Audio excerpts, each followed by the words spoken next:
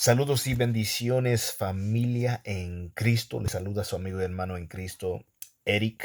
Bienvenidos a otro video lectura más, donde continuamos en la serie de Romanos y esto se sigue poniendo muy bueno. Vamos a estar en el capítulo 2, pero antes de entrar a nuestra lectura, quiero hablar un poco de lo que vamos a estar hablando aquí. Entonces, hemos visto que Pablo ha presentado el argumento de la degradación visible de los hombres que han rechazado a Dios y que la ira de Dios ahora está obrando su terrible destrucción en ellos que no tuvieron bien reconocerlo a Él como Dios, por no haberlo reconocido como Dios. Estas las consecuencias que han sobrevenido a sus vidas.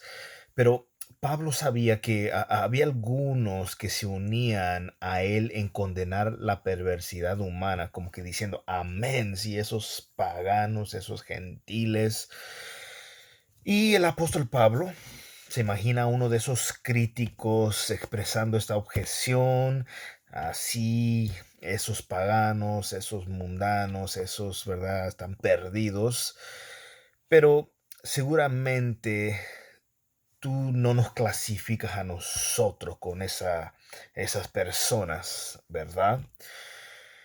Ellos están perdidos, pero en cuanto a nosotros, ni estamos perdidos, ni necesitamos este Salvador que tú proclamas, tras haber demostrado la pecaminosidad de los paganos inmorales.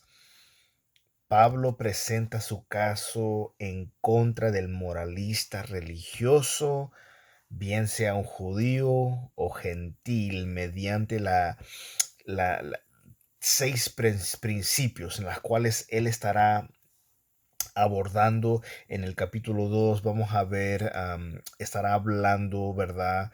6 principios que gobiernan el juicio de Dios. Número uno, el conocimiento. Lo que ellos saben de el bien y el mal, la diferencia entre el bien y el mal. Número dos, la verdad. Ellos conocen bien lo que es la verdad. No tienen ningún problema con decir, no, esto es cierto, esto es verdad. Número tres, la culpa. Tratan de eximirse de culpa, tratan de culpar a todos los demás, juzgar a todos los demás.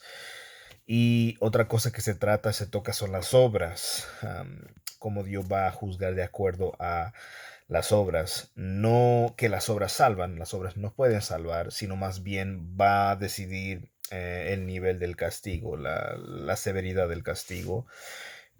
Otro principio que vemos es la imparcialidad. Sabemos que Dios es un Dios que no muestra parcialidad. Él es imparcial, va a dar todos de acuerdo a sus obras, va a juzgar a cada quien justamente. Y el motivo. Entonces, eso es lo que nosotros vamos a ver, que Dios va a juzgar todo lo que se ha hecho, y no solo esto, sino aún los secretos del hombre, el motivo por las cuales hicieron las cosas. Entonces, si tiene su Biblia, por favor, acompáñeme. Vamos a Romanos capítulo 2, versículos 1 al 6, y veamos lo que Dios nos va a hablar. Dice la palabra en el nombre del Padre, del Hijo y del Espíritu Santo. Por lo cual no tienes excusa, oh hombre, quien quiera que seas, tú que juzgas, pues al juzgar a otro, a ti mismo te condenas, porque tú que juzgas, practicas las mismas cosas. Wow, mira lo que Pablo nos está diciendo en este versículo. Así como el hombre que detiene con injusticia la verdad no tiene excusa, asimismo carece aquellos que juzgan, y no solo juzgan, hacen exactamente lo mismo, que van a ser eximidos de juicio. Claro que no. El juez no tiene excusa si comete el mal, pues como juez él conoce la ley entre todos los hombres. Él es quien no puede proclamar ignorancia, ¿no? Él sabe lo que la ley establece lo que es bueno, lo que es correcto, ¿verdad? Y por lo tanto el hombre caído ve faltas en otros más rápidamente que en sí mismo. Esto es algo que ocurre en las personas. Es fácil apuntar a los errores, a apuntar a todos los defectos, apuntar a todos los pecados de todos los demás antes que ver los propios que tenemos nosotros mismos. Es como querer quitar la paja en el ojo de otro cuando tenemos una viga, una madera grande bloqueando nuestra vista y queremos sacar la paja del ojo de la persona ajena. Y no es así. Las cosas ofensivas y repulsivas en las vidas de otros parecen bien respetables en la de uno propio y no es correcto. Entonces, con esta nota recomiendo, si ustedes pueden buscar, comprar, conseguir el libro Pecados Respetables del escritor Jerry Bridges. Pecados Respetables, Jerry Bridges. Trataré de hacer una nota en esta publicación para que pueda o buscar un enlace que te lleve a donde lo puedes conseguir o comprar. Pero aquí lo que hace el autor es responde a la pregunta, ¿qué ha pasado con el pecado? ¿Será que los cristianos estamos tan preocupados por los pecados escandalosos de nuestra sociedad que hemos perdido de vista la necesidad de confrontar nuestros pecados más sutiles como la ira, los celos, el orgullo, la ingratitud, el juzgar a los demás y la lista continúa? Entonces, si puedes conseguir ese libro, Pecados Respetables, Jerry Bridges, yo la leí en inglés, Respectable Sins, by Jerry Bridges. Excelente libro, se los recomiendo en verdad. Ahora, al ver faltas en otros, pasamos de vista las que están en nosotros. Pero el hecho de que se juzga los pecados de otros muestra que conocemos la diferencia entre lo recto y lo malo. Al apuntar, no, eso es pecado, eso está mal. No debe ser hipócrita, no debe ser chismoso. Estamos reconociendo que eso está incorrecto. Y si sabemos que está mal, que otra persona le quite a otro su mujer, entonces sabemos que está mal que nosotros le quitamos la mujer al animal. Entonces, como por ejemplo, por esto cuando alguien comete los mismos pecados que condena en otros, va a quedar sin excusa. Eso es claramente lo que se está explicando aquí. Los pecados de las personas religiosas son esencialmente los mismos que los de los paganos. Aunque un moralista pueda argumentar que no ha cometido todos los pecados en su categoría, en la lista que encontramos, tal vez en los versículos 28 al 32 de Romanos 1, deberíamos recordar los siguientes hechos. Número uno, somos capaces de cometer todos. El moralista, el que depende y quiere vivir en base a sus méritos, se cree más santo y superior que todos los demás, es capaz de cometer todos los pecados con las cuales ataca, con las cuales, ¿me entiendes?, hace resaltar en los demás. Eh, Al quebrantar un solo mandamiento, nos hace culpables de haberlos quebrantado todos. Así nos dice la palabra de Dios en Santiago 2:10. Aquellos que quieren basarse en la ley. No, no, no. Tiene que hacer esto, tiene que guardar el sábado. Mira, si tú estás tratando de guardar todas las cosas de la ley y solamente quebrantas una, ya has quebrantado todas. Solamente hubo uno quien fue perfecto en guardar la ley y ese es nuestro Señor Jesucristo. Nadie más. Moisés no lo pudo hacer, David, los profetas, los apóstoles no lo podían, nosotros no lo podemos hacer. Solamente nuestro Señor Jesucristo fue capaz. Pero si queremos nosotros tratar de vivir conforme a la ley y no bajo la gracia, con un mandamiento que quebrantamos, ya hemos quebrantado todos. Y número 3,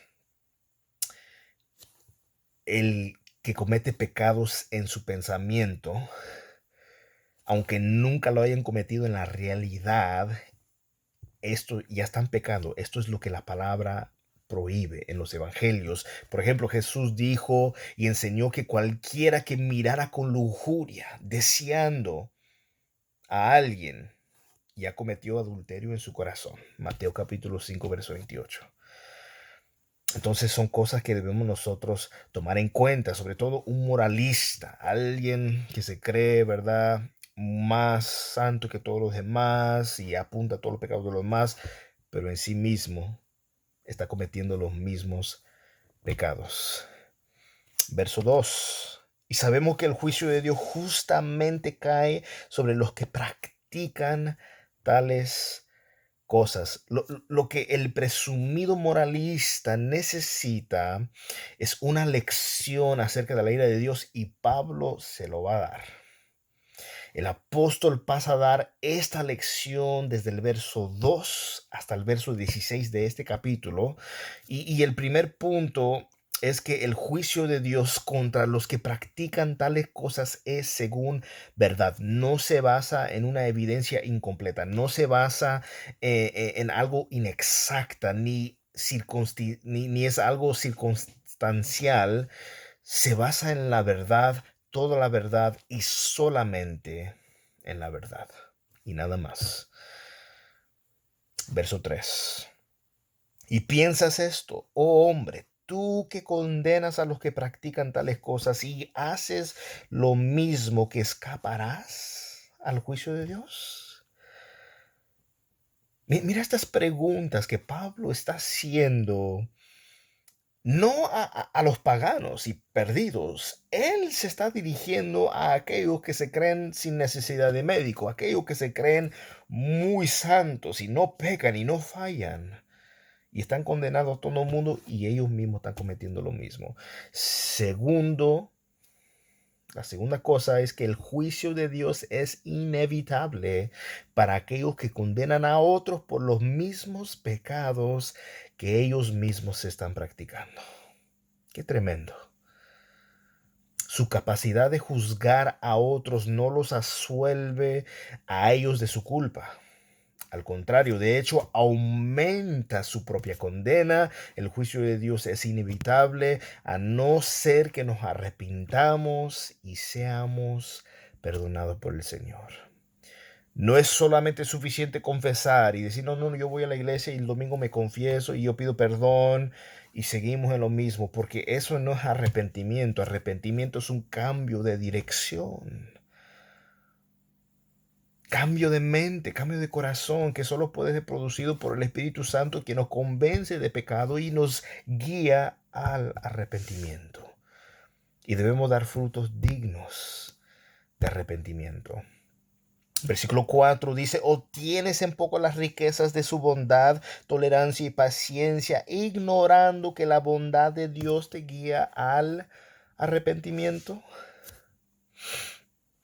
En su bondad, Dios retarda su juicio para darle tiempo a la gente para que se arrepiente. Para muchos es muy fácil confundir la paciencia de Dios con la aprobación de la forma equivocada en que vivimos. Oh, no me pasó nada. Yo creo que estoy bien. Lloré en el servicio y no me he arrepentido. Entonces, Dios aprueba lo que yo estoy haciendo. No, no, no. Claro que no. Él está siendo paciente, posponiendo su ira, su juicio.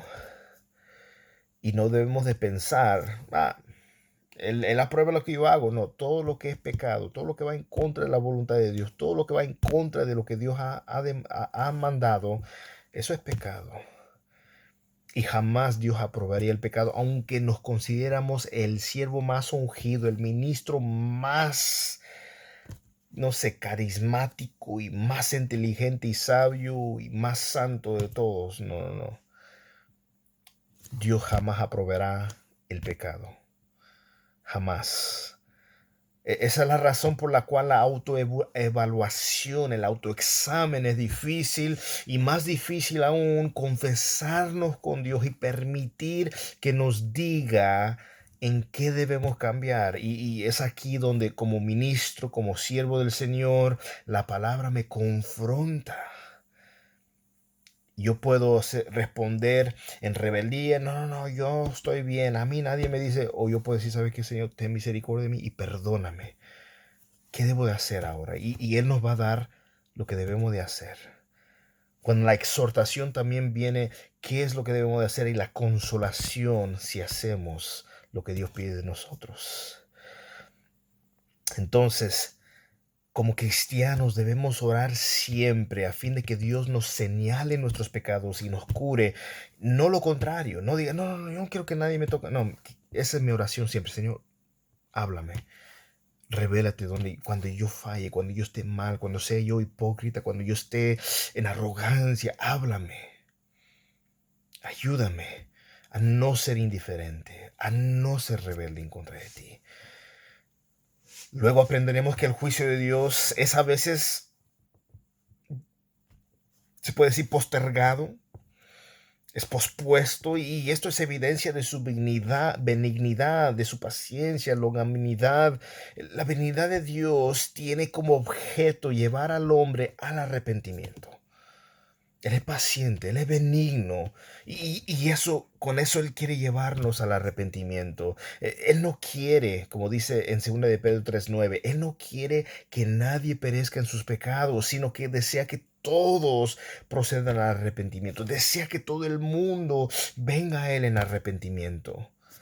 Pero sabemos que muchos son los que están caminando hacia el camino de la destrucción, el camino ancho, el camino de vivir como quieran, disfrutar de lo que ellos llaman vida y de rechazar la verdad de Dios. Pero lo que hemos obedecido al Señor, lo que hemos sido alcanzados por Dios, estamos en el camino angosto y no hay muchos en ese camino.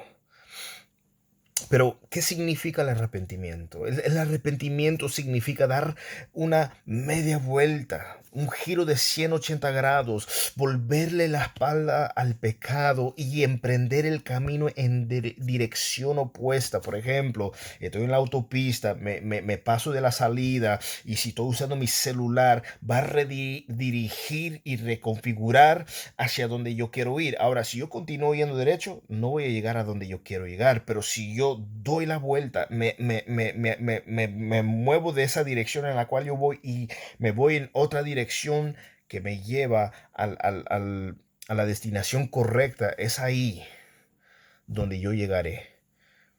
Pero requiere un cambio de corazón. Requiere un cambio, un giro de 180 grados, de ir en dirección opuesto a lo que estábamos haciendo. En vez de ir al pecado, ahora vamos a lo contrario, vamos al Señor, vamos en obediencia al Señor. No porque eso nos salva, no somos salvos por obras, somos salvos por gracia, por la fe puesta en Jesús. Y la salvación que hemos recibido de Dios se evidencia y somos llamados a buenas obras. No somos salvos por las obras, pero al ser salvos, eso nos lleva a hacer buenas obras. Entonces, un cambio de manera de pensar, que se produce un cambio de actitud que resulte en un cambio de acción. No estamos en un mismo círculo de haciendo lo malo, lo malo. No, no, no. Hay un cambio de dirección y eso solamente puede ser obrado en nosotros por medio del Espíritu Santo de Dios, que nos convence de pecado y nos guía al arrepentimiento por medio de la benignidad, la bondad de Dios. Su paciencia se describe como la retención del juicio sobre el pecado y la rebelión del hombre. Es paciente y se retiene el juicio sobre el pecado, se retiene el juicio sobre la rebelión del hombre porque quiere que vengan al arrepentimiento, y su longanimidad es su asombrosa largura de ánimo, su refrenamiento pese a la incesante provocación del hombre. Mira lo que dice el verso 5. Mas por causa de tu terquedad y de tu corazón no arrepentido, estás acumulando ira para ti en el día de la ira y de la revelación del justo juicio de Dios. Lo que aprendemos acerca del juicio de Dios es que se gradúa según la acumulación de la culpa. Pablo presenta pecadores endurecidos y no arrepentidos que están atesorando ira para sí mismos cuando si estuvieran acumulando una fortuna, como si estuvieran acumulando una fortuna de oro y de plata. Pero qué fortuna será en el día en que la ira de Dios sea finalmente revelada en el juicio del gran trono blanco. Wow, no, las personas no tendrán ninguna sola excusa, hermano. Dios va a dar la sentencia y punto. Un día escalofriante para aquellos que no obedecieron, que rechazaron a Dios, que estuvieron en la iglesia solo tomándolo como juego y no tomándolo en serio y viviendo como ellos quisieran, no muriendo a ellos mismos, no negándose, no cargando su cruz, no siguiendo a Jesús. Más bien han hecho su propio Jesús y están con un Jesús cómodo que no los confronta, que es todo paz y amor. Ese no es el Jesús del Evangelio. Apocalipsis 20, 11 al 15, puedes leer ahí sobre el gran trono blanco. En aquel día se observará que el juicio de Dios es absolutamente justo, sin parcialidad ni injusticia de clase alguna. Entonces, a pesar de lo que por general no recibimos el castigo inmediato por el pecado, el juicio final de Dios es cierto. Aunque ahorita se retenga el juicio de Dios, el juicio final no es algo que puedas evitar. El juicio final de Dios es en verdad, es cierto. No sabemos con exactitud cuándo ocurrirá, pero sabemos que nadie escapará del encuentro final con su Creador. Finalmente, verso 6 dice, el cual pagará a cada uno conforme a sus obras. Pablo nos recuerda que el juicio de Dios será conforme a las obras de cada uno. Ahora, si tomamos estos versos de Romanos 2, 6 al 11 y la aislamos de la Biblia, sería fácil llegar a la conclusión de que enseña que la salvación es por obras, si la aislamos. Pero parece que dicen que los que hagan buenas obras conseguirán por las obras la vida eterna. Pero deberíamos quedar claro en cuanto a este pasaje que no significa tal cosa. Porque entonces sería una contradicción al testimonio consistente en las Escrituras en el sentido que la salvación es por fe aparte de las obras. Es más, Lewis S. Schaeffer, en su libro de la teología sistemática, observó que alrededor de 150 versos en el Nuevo Testamento condicionan la salvación solo a la fe, solo al creer en Jesús. Ningún pasaje, cuando se comprende correctamente en su contexto, puede contradecir un testimonio tan claro. Entonces, ¿cómo debemos comprender este pasaje? Primero, debemos entender que las buenas obras no comienzan hasta el nuevo nacimiento. Al nacer de nuevo, empezamos ahí con las buenas obras. Cuando la gente le preguntó a Jesús, ¿qué debemos hacer para poner en práctica las obras de Dios?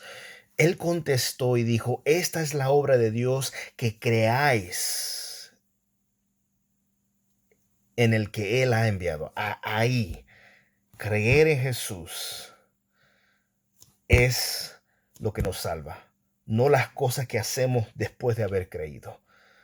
Esto está en Juan 6, 28 al 29. Entonces, de modo que la primera obra buena que nadie puede hacer por sí misma es creer en el Señor Jesucristo. Y debemos recordar constantemente que la fe no es una obra que nosotros podemos lograr, no es una obra de méritos por la que alguien gana la salvación. No, es un don, es un regalo de Dios.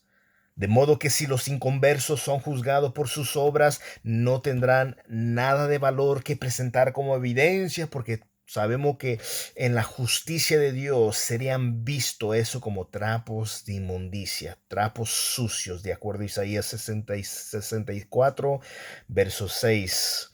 El pecado que les condenaría será no haber creído en Jesús. Eso es la condenación.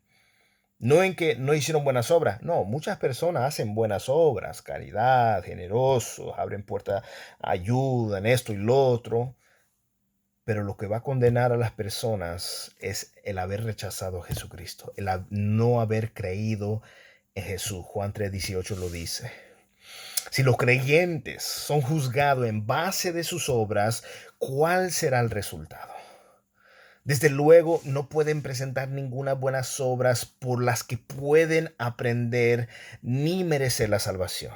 No hay salvación por obras, no hay salvación por méritos, no de nosotros. Todas nuestras obras antes de la salvación eran pecaminosas, enemigos de Dios, odiadores de Dios.